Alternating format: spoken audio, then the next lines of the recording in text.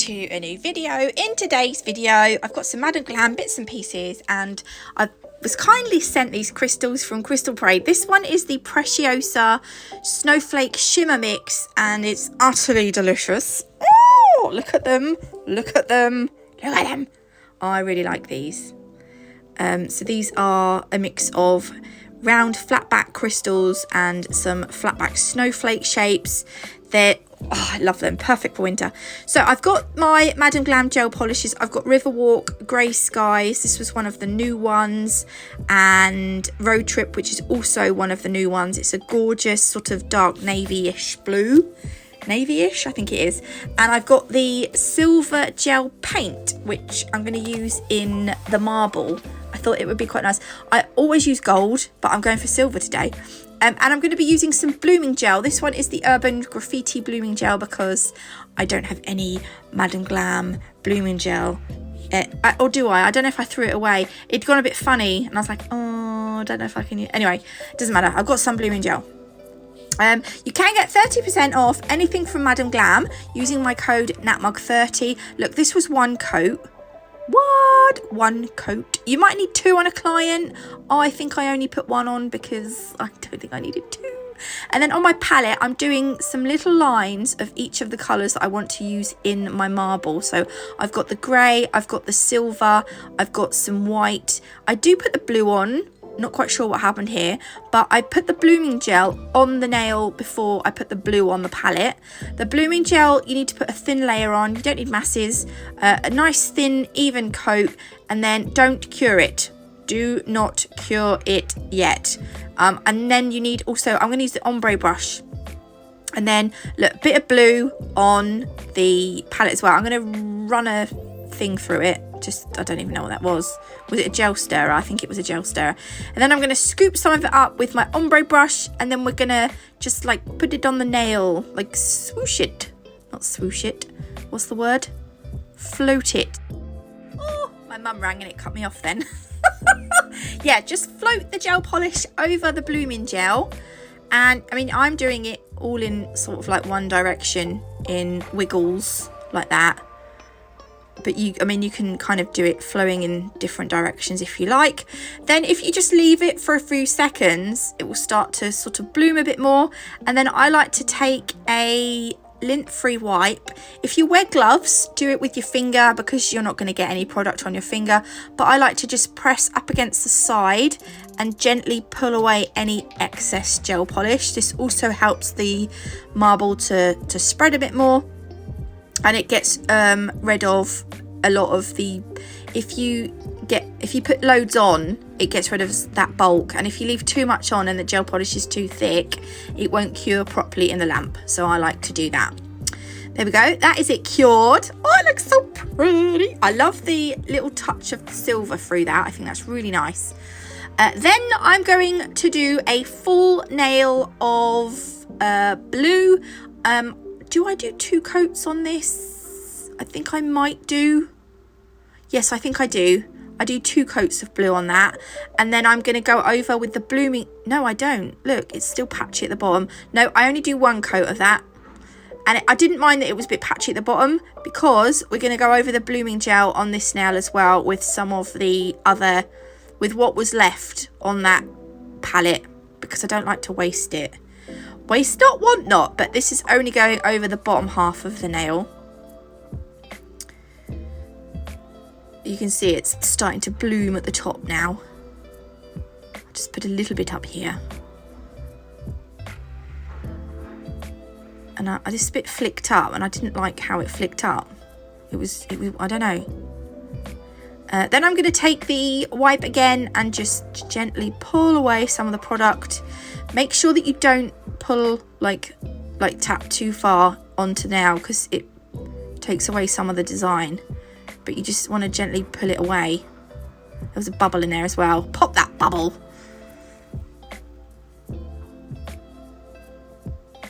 And then when you're, see what I've done? I've taken some of that edge off and I didn't really want to do that.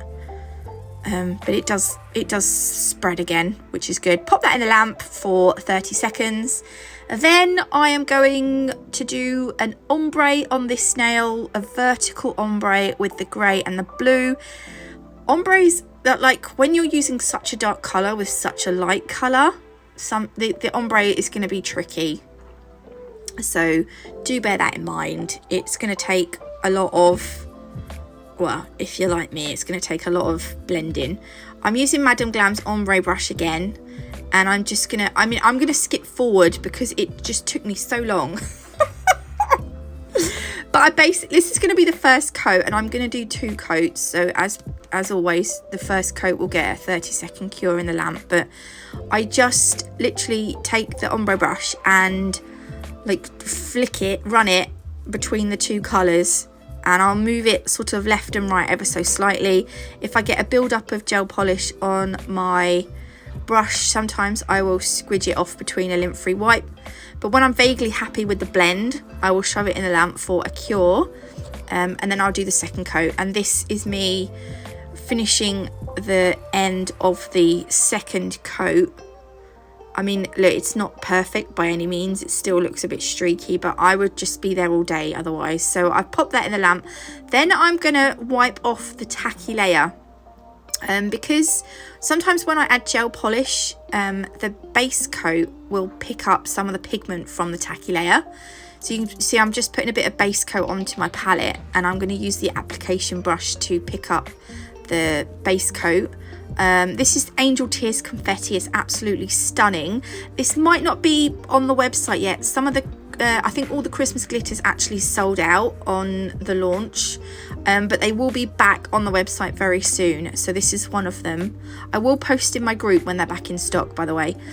So yeah, so I'm just running some base coat on the nail. I only want to put some glitter down the middle, but I remove the tacky layer because sometimes the pigment gets in the base coat and it kind of dulls the glitter, and this glitter is amazing, and it's like super mirrory, like super reflective, and I didn't want anything to take away from the glitter. Even though it's just a little sprinkle. And then this last nail, I'm going to do 2 coats of the blue. Then we're going to top coat the nails. I'm going to do them shiny.